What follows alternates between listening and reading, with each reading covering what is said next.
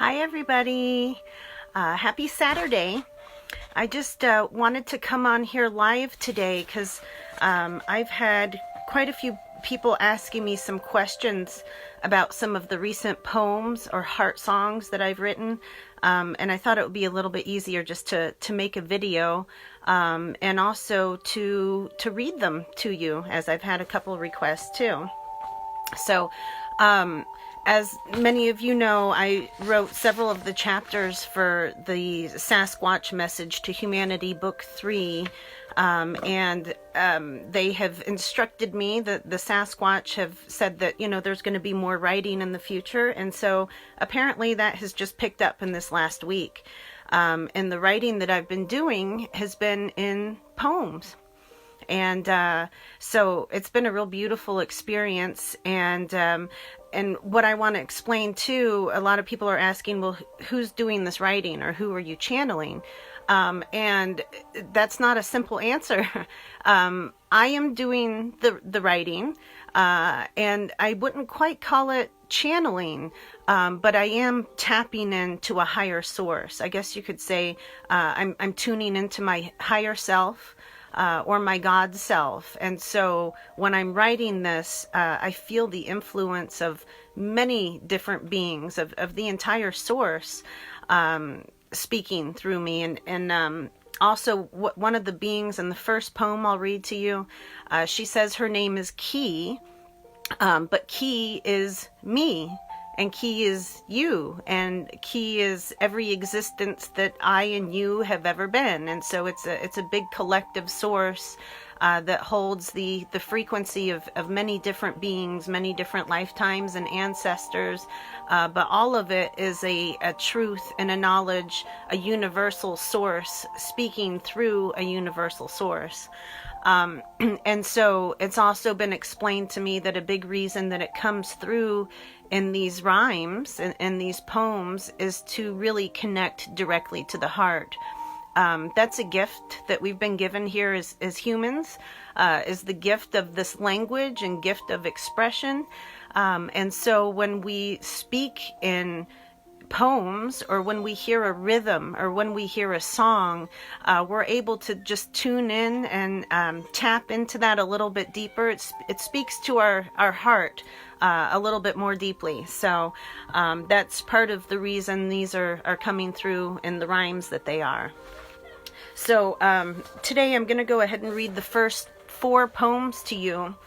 And these, like I said, this is knowledge coming from a big universal source that we are all connected to.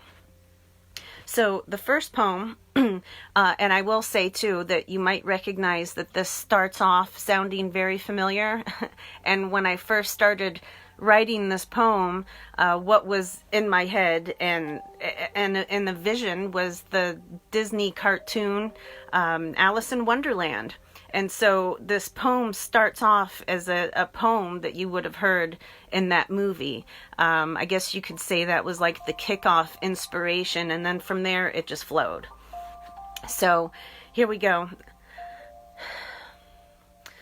And I just hope to warn you too, each time I read these out loud, I end up crying. So I hope I don't do that with you here. I've grounded so that doesn't happen. But enjoy. The time has come, my lovely friends, to talk of many things, like stars and plants and consciousness of yours and many beings. And why this truth comes out in rhyme is mystery to me. Alas, today she came to play with Arcturian energies. With song and dance and play and romance, you will find your heart still sings. And if it chokes, just cut the ropes that bind you to beliefs. My name is Key, and I am she who writes this to you now. But also, I'm a part of him and her and you right now. Together we will sit and learn and teach and love and heal. And just when we think we know it all, then more will be revealed. Each of us live many lives simultaneously, so it's time to know how they unite and remember that we're free. Many thanks to all of you who chose to be here now. The earth and stars and other beings give a gracious bow. Thank you. Second one, which was written on 11/11, is, "Hello, family. I'm pleased to be as I am pleased with you. For this is the reality we chose to see this through. Since the time the all that is decided to be separate, we're splinters looking for our source, so lonely, confused, and desperate. Although you do not have to be in total desperation, you are here to remember the illusion of separation.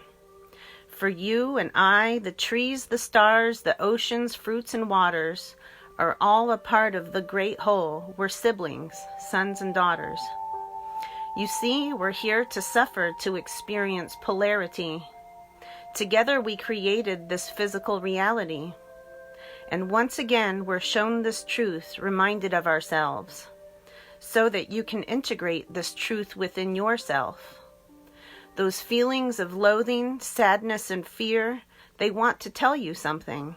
So don't ignore, instead explore. Those feelings aren't just nothing. For when you see that you are free, you can begin to heal. And so you feel, so it's revealed, and transform yourself to heal." Heart song number 3. This is the one I put out on Facebook yesterday, so you may have just recently read this one. "And so let's start to pick apart the reasons why we're here. Make no mistake, it is our fate. The lessons are quite clear.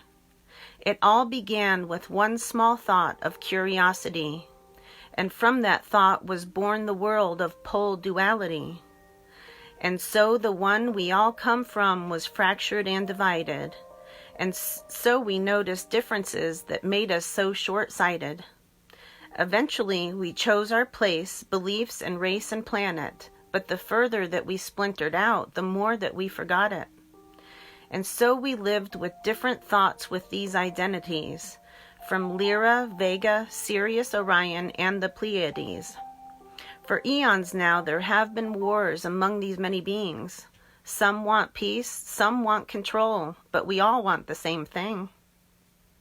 This journey in polarity looks different in perspectives, but these poles serve us to remind that we are all relatives. The agenda for each one of us is to return to source, the source that's always been within despite our chosen course. Now here we are as human beings on this planet we call Earth. Are you ready to resolve? Oh, here comes the tears. Are you ready to resolve this trauma that we've been reliving since her birth? Just a moment. That part always gets me. The drama started long before the drama started long before planet Earth existed. So as we shift, we have a chance again to be uplifted. So let's remember who we are, where we come from, why. Remember that we all are one, connected to the sky.